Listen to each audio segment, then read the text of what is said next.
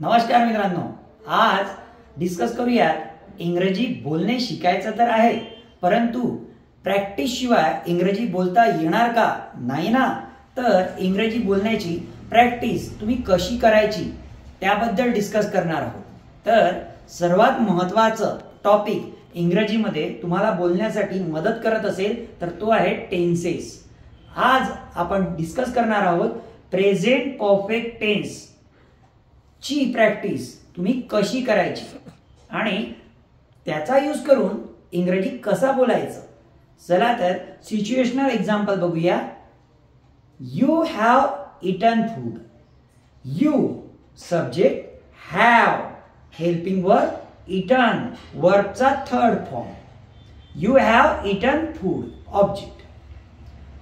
तुम्ही जेवण केलेलं आहे. एखादी गोष्ट, एखादी क्रिया झालेली आहे त्याबद्दल वक्तव्य करण्यासाठी आपण प्रेझेंट परफेक्ट टेन्सचा यूज करतो.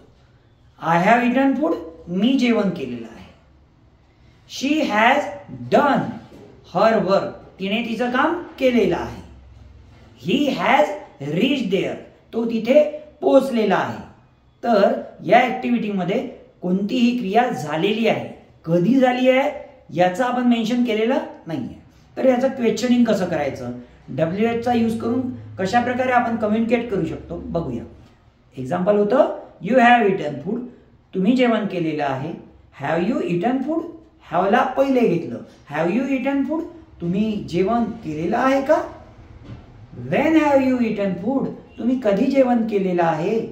You have not eaten food, तुम्ही जेवण केलेलं नाही. Have you not eaten food, तुम्ही जेवण केलेलं नाही आहे का? Y have you not eaten food, तुम्ही का जेवण केलेलं नाही आहे. अशा प्रकारे 6 सेंटेन्सच्या माध्यमातून 6 सेंटेन्स स्ट्रॅटेजी यूज करून तुम्ही इंग्लिश बोलण्याची प्रॅक्टिस करा आणि इंग्लिशमध्ये कॉन्फिडंट आणि करिझमॅटिक बना.